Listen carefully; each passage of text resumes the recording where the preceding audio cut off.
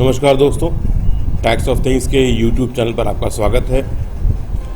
तो जैसा कि आपने आज थंबनेल में देखा, हम आज बात करने वाले हैं कैपिटल गेन्स की।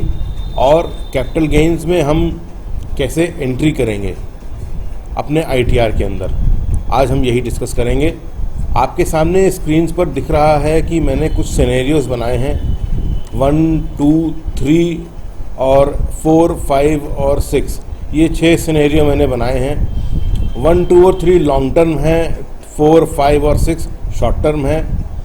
और मैं आपको बता दूं कि इसमें मैंने लैंड कवर किया है, अर्बन लैंड, इसमें मैंने रेजिडेंशियल हाउस प्रॉपर्टी कवर करी है, और तीसरा मैंने जो कवर किया है वो लॉन्ग टर्म शेयर्स हैं और म्यूचुअल फंड हैं। ये STT paid listed equity oriented वाले हैं।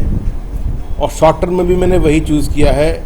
शॉर्ट टर्म लैंड है, शॉर्ट टर्म रेजिडेंशियल प्रॉपर्टी है, और शॉर्ट टर्म म्यूचुअल फंड और शेयर्स हैं जो कि इक्विटी ओरिएंटेड हैं, लिस्टेड हैं, एसटीटी पेड हैं। इनके अलावा भी एक चीज़ बनती है जो कि है आपकी म्यूचुअल फंड, जो कि डेट बेस्ड है, इक्विटी बेस्ड नहीं है, तो उनके बारे में भी मैं डिस्कस करूँगा। तो ये 6 सिनेरियोज़ हैं, इनके बारे में आज हम डिस्कशन करेंगे कि कैसे हम इनको आईटीआर में भरते हैं। थोड़ा बहुत इन्फॉर्मेशन मैं आपको और भी दूंगा इन सब के बारे में। तो चलिए अपनी बात शुरू करते हैं। तो जनरल इन्फॉर्मेशन मैंने भर ली है, शेड्यूल से समरी पर में था। जनरल इन्फॉर्मेशन मैंने भर ली है, शेड्यूल सैलरी मैंने भर लिया है नील करके। शेड्यूल कैपिटल गेन्स का है, हमें यही भरना है। आइए, सबसे पहला सवाल जो आपसे यहाँ पे पूछा जाएगा कि आप मुझे बताइए कि आपने कैसा कैपिटल एसेट बेचा है इन ऑर्डर टू कंटिन्यू। तो अपने सिनेरियो 1 पर हम चलते हैं। सिनेरियो 1 अगर आप देखें तो सिनेरियो 1 जो है हमारा वो है लॉन्ग टर्म लैंड। तो चलिए, लैंड और बिल्डिंग और बोथ हम ये वाला सेलेक्ट कर लेते हैं। इस पर क्लिक करेंगे और आगे बढ़ेंगे। तो चलिए, लैंड और बिल्डिंग और बोथ आ गया है। अब आपको यहाँ पर डिटेल डालनी होगी। यहाँ पर इसको आप क्लिक करेंगे, ऐड डिटेल में जाएंगे। अब लैंड और बिल्डिंग और बोथ सबसे पहली बात कह रहा है fill up detail separately for each asset. हर एसेट के लिए आपको अलग अलग डिटेल भरनी है। लैंड है, बिल्डिंग है, या दोनों ही एक ही चीज़ पर, एक ही एसेट पर लगी हो। कहने का मतलब लैंड है, लैंड के ऊपर बिल्डिंग बनी हुई है, दोनों अलग अलग जगह पर नहीं है, एक ही जगह पर है। तो सबसे पहली बात आपको करनी है कि पहले आप चूज़ करिए कि आपको शॉर्ट टर्म हुआ है कि लॉन्ग टर्म गेन हुआ है। तो आपने देखा ना, 1/4/2004 में हमने ये लैंड खरीदी थी, तो हम डेट ऑफ परचेज डाल देंगे। यहाँ से आप सेलेक्ट कर लीजिए 2004 से पीछे जाएंगे, 2004 यहाँ मिलेगा आपको, ये रहा।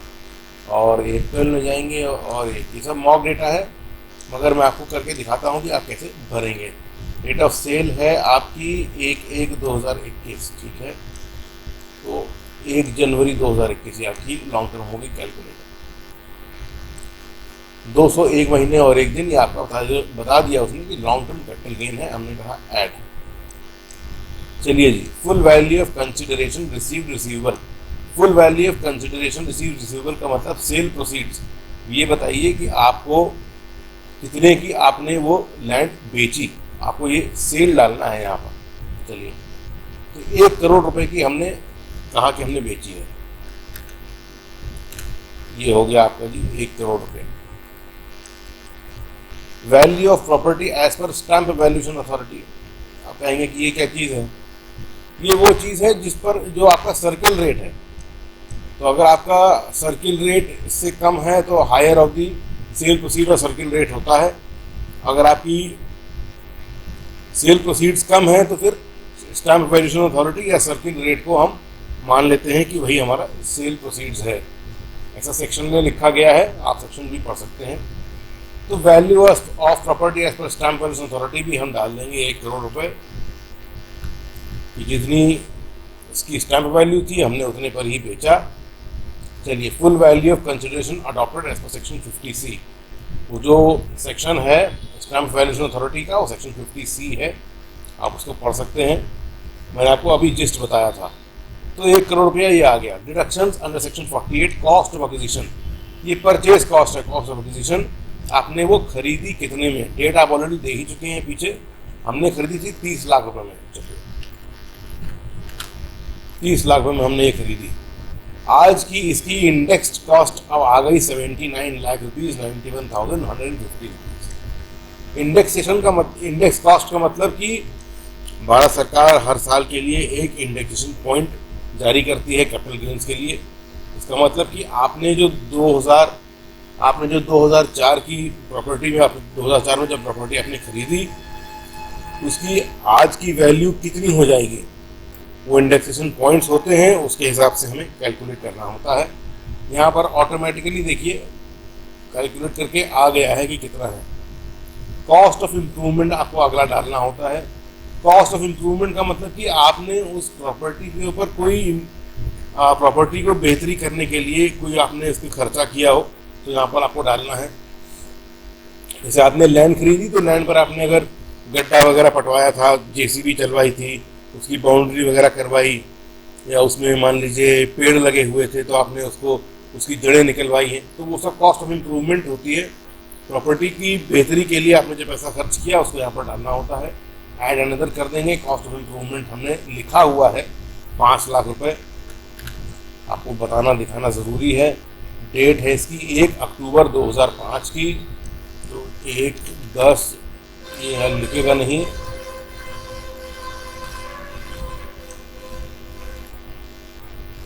2005 और अक्टूबर पे जाएंगे 1 अक्टूबर 2005, अपने आप ही यहाँ पर वैल्यू आ गई। तो टोटल जो आपका आया 1 + 2 + 3 का मतलब कि ये वाली फिगर 79, 91, 150 और 1286 का जो टोटल आया वो 9277 है। बैलेंस 7,22,000 रुपया ये आपका जो है गेन हुआ है। 1 करोड़ पे आपने बेची थी, और जब आपने खरीदी और उसका जो भी आपने इम्प्रूवमेंट किया उसको इंडेक्सेशन से जब हमने लगाया तो उसकी टोटल की वैल्यू बनी 92,77,475 रुपया। बैलेंस जो बचा 7,22,000 ये आपका गेन है, इस पर आपको टैक्स लगेगा।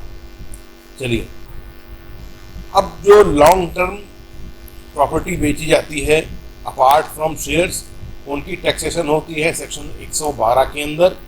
112 के अंदर 20% का रेट निर्धारित है। और मैं आपको बता दूं कि लॉन्ग टर्म प्रॉपर्टी आपकी तभी कहलाएगी जब वो 24 महीने से ज़्यादा की आपकी होल्डिंग पीरियड होगा। ये लैंड के लिए है 24 महीना, और अगर आप देखेंगे तो शेयर्स के लिए 12 ही महीना है। अगर आपकी प्रॉपर्टी न शेयर है, न लैंड है, न हाउस प्रॉपर्टी है, तो उसके लिए 36 मंथ्स है। अगर आपकी प्रॉपर्टी लैंड है या हाउस प्रॉपर्टी है तो 24 महीने बाद, अगर आपकी होल्डिंग 24 महीने के बाद है तो वो ऑटोमेटिकली लॉन्ग टर्म बन जाएगी। तो यहाँ पर आपका ये गेन आ गया है 7,22,000 रुपया। थोड़ा सा मैं आपको बता दूँ, इसमें आपको जो आप लॉन्ग टर्म कैपिटल गेन आपको होता है लैंड के ऊपर, आपको एग्जेम्पशन अवेलेबल है सेक्शन 54 EC के अंदर। इसमें आप मैक्सिमम 50 लाख रुपए इन्वेस्ट कर सकते हैं। इसमें इन्वेस्ट करेंगे बॉन्ड्स के अंदर। भारत सरकार ने बॉन्ड्स निकाले हुए हैं, REC इंफ्रा बॉन्ड वगैरह होते हैं, तो इसमें आप इन्वेस्टमेंट करेंगे तो 50 लाख रुपए आपको मैक्सिमम छूट यहाँ से मिल जाएगी। तो सेक्शन 54 EC वाला जो डिडक्शन है, एग्जेम्पशन है, वो आपको यहाँ से भरना है। पॉइंट नंबर D में आप इसको ऐड एंड नज़र करेंगे। सेक्शन आपको डिटेल डालनी है सेक्शन 54 EC। और चूँकि आपका कैपिटल गेन जो हुआ है वो 7,22,525 हुआ है, ये आप यहाँ पर डाल देंगे। जैसे ही आप फिगर डालेंगे long term capital gain on immovable property आपका 0 हो जाएगा। इन्वेस्टमेंट आपने 50 लाख रुपए का किया है, मैं इसको मान रहा हूँ, आप यहाँ पर देख सकते हैं। मैक्सिमम 50 लाख है। हमने कहा कि 1 करोड़ की हमने ज़मीन बेची तो 50 लाख रुपए हमने 54 EC के इंफ्रा बॉन्ड्स में लगा दिए और इंफ्रा बॉन्ड्स में जब हमने लगा दिया तो हमको 7,22,000 का जो गेन आ रहा था वो अब यहाँ से माफ़ हो जाएगा। ये तो केवल एग्जेम्पशन की डिटेल है। अभी हमें इसमें एक चीज़ और भरनी है। हमें भरना है in case of transfer of immovable property please furnish the following details. की डिटेल्स मैंने भरी हुई थी, मैं आपको दिखाता हूँ कि क्या डिटेल्स थी। आपको नेम ऑफ बायर भरना है, उसका पैन आधार कंपलसरी नहीं है बट नेम भरना है। परसेंटेज डाल दीजिए, अगर वो सिंगल होल्डर है तो 100% हो जाएगा, अगर जॉइंट में आप बेच रहे हैं तो उनके परसेंटेज डाल दीजिए।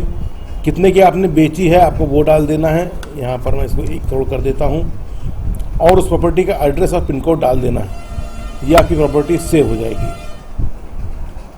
चलिए, तो आपने डिटेल डाल दिया है, आपने एग्जेम्पशन डाल दिया, आपने प्रॉपर्टी की डिटेल डाल दी। हम लोग इसको सेव कर लेते हैं।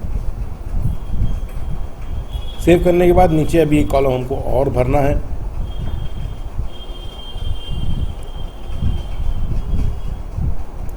यहाँ पर 0 इसलिए आ रहा है क्योंकि आपने एग्जेम्पशन क्लेम करी हुई है, मगर जब आप एग्जेम्पशन क्लेम करेंगे तो आपको पॉइंट नंबर डी भी डालना है।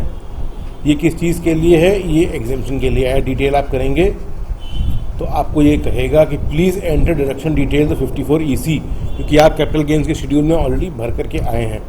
54 EC पे आप क्लिक करिए। Date of transfer of original asset, हमने उसको बेचा था 1 जनवरी 2021 को।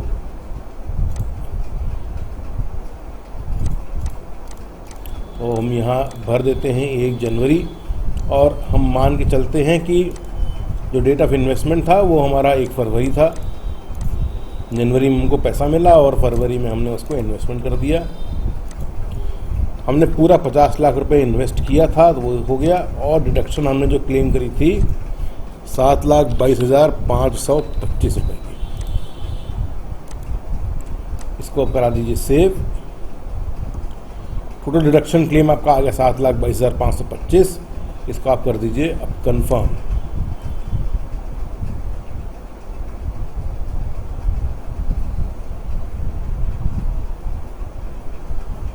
आपका शेड्यूल कैपिटल गेन भर गया है। शेड्यूल 112A जो होता है, मैं आपको दिखाता हूँ वो क्या है।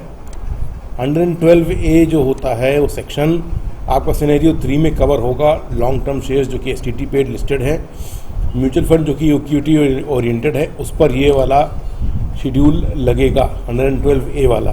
तो जब हम सिनेरियो 3 भरेंगे तो आपको हम ये दिखाएंगे। फ़िलहाल आपको मैं दिखाता हूँ कि क्या हमारी ये ITR वैलिडेट हो रही है कि नहीं हो रही है। तो सारे शेड्यूल्स भर गए हैं और आप देखिए कैपिटल गेन्स में कोई भी इनकम नहीं दिखा रहा है क्योंकि हमने एग्जेम्पशन क्लेम करी हुई है। शो डिटेल्स आप करेंगे तो यहाँ पर भी आपको कुछ नहीं दिखाएगा क्योंकि यहाँ पर नेट गेन दिखाया जाता है। आपको शेड्यूल देखना है तो यहाँ से शेड्यूल आप देख सकते हैं। इस तरीके से हमारा कोई भी इनकम नहीं बनी,